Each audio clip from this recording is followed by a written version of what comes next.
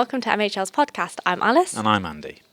So, Andy, we are in the midst of the holiday season. Yeah, so start of August, everyone's going on their annual holiday, big one, off to summer somewhere. Somewhere in the sun, chasing the sun. Somewhere in the sun. I think I've noticed that recently. Like, there's a lot of people I'm working with that might have gone away, like, end of July. A few people now off. I think it seems like there's a lot of people off this week, start of August. I've noticed a lot of out of office. I go to email them thinking I'll just tackle that task now, and then I get an out of office and I think, well, that's off my plate for a week then. I'll part that because they're not in anyway. But it also makes me a bit depressed when I realise that I'm not the one on annual leave when most people are. I'm like, oh. I know, it's worse when you're on Instagram as well. Do you have any and you click holidays through. What are you going away on? Summer? So I went away in June. My next one's end of August. Yeah, so I don't have holiday. a summer holiday booked. I'm here all week, every week now. So I imagine these summer podcasts are going to get a bit more sadder. Oh, I hope not. Because No. I was going to say the summer's the most exciting time of the year for me. It is, if you're on holiday. If you're on holiday and have something booked in. So I suppose we're in a good place to talk about summer holidays and the impact that they have on work productivity and stress and how to manage workloads when you've got like a workforce out of office. Yeah, 100%. Because like I was kind of saying, with this period and time of year, I think we both kind of mentioned it, you don't really know what it's going to feel like until you kind of get to that week. You don't really know who's in the office or, you know, what your workload might be looking at, because there are a number of reasons that affect this season. Okay. Holiday being one of them. So what kind of the articles are saying when we're talking about summer stress is that it can impact productivity. Yeah. And I think a lot of it comes down to the fact that you just have to learn how to juggle your workload when your colleagues are off. So is it an individual problem though, or is it a managerial problem? Because I suppose annual leave is booked in advance and businesses have different ways of booking annual leave or making sure they've got like everything they need at the space. So there's a responsibility from a management point of view to manage appropriate leave of absences. So projects are weighed in terms of resource. Yeah. But I suppose there's also the individual element. So if you work with someone very closely, for example, in your team, and they go away and suddenly you have to pick some stuff up in their absence and they do the same back, right? Yeah. How do you then manage that extra stress or juggling those priorities? So there's two ways of looking at it, right? Yeah, definitely. So if we start off with kind of the manager side of things, or we can even talk about HR professionals as well. Okay. Because I think there is a responsibility that because your employees have booked in the holiday, there is that pre-awareness that they are going to be off for that period of time. So as a manager, your responsibility should be, what is it you're working on? Is there anything that needs to be immediately addressed? Okay. And understanding what resource you have in your team to pick up that in your employee's absence. Yeah. For HR professionals, it's probably just understanding if there's anything that might crop up as an issue. So I think for them, it's probably a bit more of an outsider's perspective. But again, it comes down to that awareness. So having a good HR system that brings up the absence, I think is key for the HR team, because that is the key bit of data that they need access to. Okay, nice. So it does come back to your HR tech and that platform then, isn't it, actually? Because we have something I find really useful. Every day I'm in like kind of people first, I can come in and see my peers, so people who work in my team and my team or people who like report into me when they're off. And actually I'm like, oh, I didn't know actually X is off tomorrow or Thursday. So even if their workload doesn't reflect me, I can actually get a really good picture at any point of, for the next immediate week or month, what the kind of state of play looks like in the office, which is really nice. Yeah, definitely. So for you then, so kind of picking on that point, so you know someone's going to be off next week in your team. Yeah. How would you then go about planning for if their work is going to impact you? Well, I suppose it's about how you manage your check-in and workload expectations, right? So if you've already got a series of meetings booked in or like a regular check-in with your employee that's always managing, you know, how's your workload going? What are your key priorities? Yeah. How is your projects looking at? You can avoid a crunch point where you're like, oh, I'm going on leave, I don't know what to do with this. It's like, well, okay, but we're already managing your workload. So because we know you're on annual leave and you put that request into me, actually you put it in a month ago. Yeah. So you're going off for 2 weeks in August. That's fine because we've already had check-ins where we've managed your projects. So we've managed the project around the fact you're away. So firstly, we'll look at who else in the team can support you to do that handover. Secondly, do we build the project around your availability if there isn't anyone else? And thirdly, I think that's the main thing, to be fair, is actually going, your time is a resource that we're paying for. If we don't have you at that time, then we need to manage what the output is for that. Now, either someone else in the team can pick that up and we can, what are the top priorities for the department, for example. If your project is a key project that we can't drop, are there other projects that we can go, we're going to put that on a second priority, or someone else comes in? I'd look at that. Or I'd look at going, well, if it isn't that key of a priority, we just need to set expectations of our stakeholders that the timeline for delivery is going to be impacted by your availability during your absence. Yeah, definitely. So 2 key points there, isn't it? Yeah. So one, if you're preparing, you obviously then have the ability to realign resources to match what that demand's going to be. But also a couple of articles have said it's actually a short-term stress. Yeah. So then that leads to the second point you said, which is just about just being honest, saying this person's going to be off, we're going to put, X to the side. Yeah. It's only for the short term, and then they'll pick it up when they're back. So again, I think communication, everyone understands you're allowed a holiday. And expectation setting, right? Yeah. Like if you're panicking because you suddenly go away and you've got to drop everything for a project, that project probably wasn't managed properly to begin with in the time frame of when it was going to be delivered in the deliverables. Yeah, probably. Because if you already knew you were going on holiday, that should have been factored in.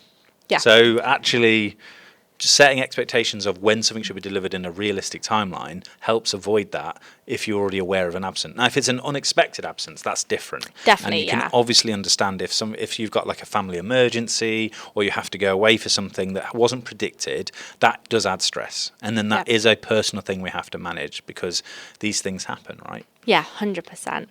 So then, if we think about how you can manage that holiday stress, and that's from a manager's perspective, for managers and HR professionals, there's one thing about managing the stress, but actually we kind of spoke a bit earlier about how it can be a little bit depressing looking at other people's on holiday, and the team morale might dip a little bit when they know that their colleagues sunning themselves for 2 weeks in Mexico. So there's, I think, 2 key roles a manager can take. I think one is, like you say, the workload, but secondly, it's making sure that morale's still there in the team. And obviously stress does, I think, influence both of those. So a couple of points I found on an article, and kind of top tips for managers or how they could manage their team during the holidays. Nice. So the first one is incorporating wellness breaks to give employees the chance to refocus. So that doesn't necessarily mean something set in the calendar. It doesn't have to be 9:00 on a Tuesday or checking in with the team. But it says it can be anything, just popping over to their desk and just checking in that things are working okay for them, how they're feeling that morning. So I don't know what your thoughts are on that one, Andy. I think that's really good. I think it goes back to like a lot of things we just in regard to communication. It's being present and being there. If you know your team are under pressure and you are responsible for that team's output and well-being as you are as a manager, right? Yeah. I think the least you can do is, look, you might not be the cause of that stress, but if that stress is impacting their work, the least you can do is be present and be like, hey, I'm here, just checking how you're feeling. Yeah. I want you to know that there's an open door to that conversation, because I think as someone who's more seniorly responsible, it's on you to make sure that they're reminded that door is open. Yeah. So I think even just if, like you say, if it's just, I'm not going to plan a meeting in because that might be formal. That might add more stress. Yeah. Oh, my manager's put a meeting in with me. I don't know what about. Yeah. Check how I'm doing. That makes me think I'm being judged. Yeah. It might just be a case of, hey, how you doing? You're right. You having a good time? I want you to know I'm very aware that things are a bit stressful at the moment, and you're doing a bit more because we're under tight resource. But if there's anything I can do to support you, I'm an open door. That is reassuring, right? Yeah, definitely. And so that actually could link to the second point. So it's creating a motivation for employees to work together. So sharing that workload. So don't make it feel like, even though that task is set for that team member, that it has to be that team member. You can rope in, you can share the workload, and if they feel like it's extra work for them, then the manager should be able to then reallocate the resource. So I think, like I say, if you're communicating about it, at least the manager's then aware, aren't they? Yeah, I think that's a really good point, because I find wherever, like an employee or yourself, when you're doing with a project, you become unstuck when you feel like you're spiraling in it and you can't help. And I think sometimes people need reminding that this might be a task that we've set you or we want your help to do, but it's a company problem, it's not a you problem. And you shouldn't be afraid to reach out to go, hey, look, I need some help navigating around this. Because a good manager should be able to go like, okay, you're going to do this, but I'm going to give you the route to success, or I'm going to remove the barriers that are stopping you doing this. You shouldn't be afraid to go, I can't do this. Because that's when I'm managing it. Okay, well, let me reframe it for you or help you around that problem. Definitely. So I think what makes a good manager, which is the third point here, is they should be able to identify what is the priority. So looking at the deadlines and kind of what's pending in the pipeline, and understanding what is actually that priority for that day and for that week. Yeah. And I think sometimes it could be overwhelming when you have, a paper full of things that need to be done. It can be quite hard for that individual then to focus on what's important. Yeah. I think sometimes it's better just to ask someone else for an outsider's perspective, or your manager that has the overall view, and say, actually, how important is this, or can we push it back a week? Yeah, I think it's a sign of burnout as well if you're feeling like you're looking at a list and you don't even know where to start. Like, I've got all these things I need to do. I can't even do any of them because I don't know which one I should be doing first. I don't even know how to get started. That's a red flag for me in terms of, wow, we're overloaded then. And I think you're right. I think an employee should feel empowered enough to go to their manager and go, I've got too much on, or I don't see how I can do all of this at this point. I'd like your steer on what is the top priority. I feel like I've done it, like even if they've done it themselves, I feel like this is the priority, but I want some reassurance from you that I'm okay to put that on second tier while I focus on this. Yeah. And that should, a manager should make the employee feel comfortable to do that, right? Yeah, definitely. I mean, worst case scenario is that employee then reaches burnout, and then you're dealing with a completely different scenario there in terms of absence, aren't you, from the team member? Because better position where they're going, okay, look, here's project 1, 2, 3 I can do, but 4, 5, 6 I'm going to put on the back burner because I'm overwhelmed. Better a situation than that than actually going, I'm doing no project 1 to 6 because I'm completely burnt out and I need to stop. Yeah. It's like, okay, well, we're not getting anything done, so we need to pick our battles here. Yeah, exactly. So we kind of, in that scenario then, say that there is a lot of, there's a big workload on you, you're feeling the stress. So they're saying that another responsibility for a manager to take is to share that there are financial wellness areas to look at, or there's other well-being areas of that HR offer, or, websites to visit. But sometimes it can just come down to the fact that if you share that information, at least your team members know that it's there. And I think as well for the managers, we're all human. They should be able to relate that sometimes there is a very intense, busy period, but it shouldn't be impacting your well-being. Realistically. Peaks and troughs, isn't it? Everyone gets work stresses and work drips as the work comes in and out, or you might get different results. But ultimately, that's not a personal thing, it's a work thing. And I think a good management should remind you that, hey, we're here together, we're one company, we're one team. It's going to get tense now, that might be harder work, but the point is it's not personal, we'll get through it, and you've got options to reach out on.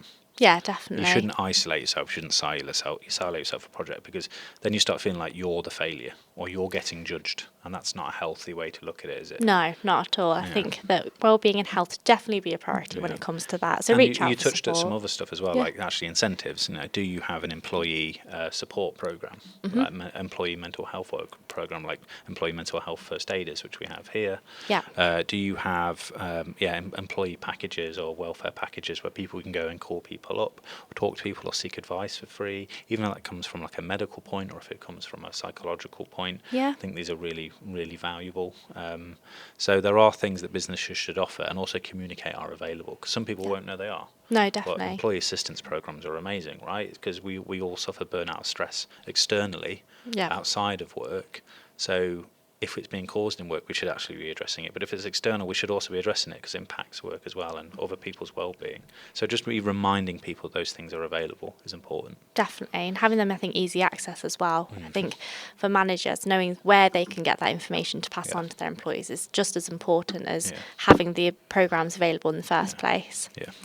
So they are the top tips they've kind of said for managers on how to manage holiday stress or the peaks and troughs. It sounds like it comes back to the age-old debate we have there, that stress can be avoided or at least combated slightly if communication lines are clear and expectations are set. Like no one should feel like they're not allowed to go on holiday. It is your entitlement as an employee to have that annual leave and use it when you can use it, when it's appropriate, right? Yeah. You shouldn't feel guilty about doing that, and you shouldn't feel stressed about why you're away, because it undermines your well-being and your health, right? So if you are trying to avoid that, the best thing to do is make sure you've got a really good relationship and open dynamic with your manager who understands when you're away and how your projects are reflected by that and how expectations are set with the rest of the business. You get those core things, and you can do that through your HR platforms like we do here. You're fighting half the battle. Yeah, definitely. I think it's just the idea they kind of said as well, we're all allowed a holiday. But actually, even if you feel like, I think sometimes the handover before a holiday can get quite intense as well. I think I've definitely experienced that, when you just want things just to be right so you can relax when you go away. So like the first step would be to communicate with your manager. Okay, I've put in my holiday request. Just let you know this is my plan. Like, this is who I'll hand over to. But I think as well, I'm losing my trail of thought then. But that was it. When you're going through that intense period as well, you've got to remember that having that break away from work, you're going to come back better for it. Yeah. You should be able to come back and be able to focus again. 100%. You know, have a good direction of where you want to go. And I think that's the healthiest part, is that you have that work-life balance. Work-life balance is key, right? Definitely. Cool. On that note, I think we need a break. I Shall we think go on so. holiday? No, we'll see you next week. Well, hopefully that's been an interesting one for all of you. Summer stress, work-life balance was topics we speak about every summer, I'm pretty sure. So we'll Think see you so. next year for the same topic. Yeah. Hopefully we've had a holiday in that time. I hope so. I know I need a bit more of colouring on me again, I think. See you next week. Thank you. Bye-bye.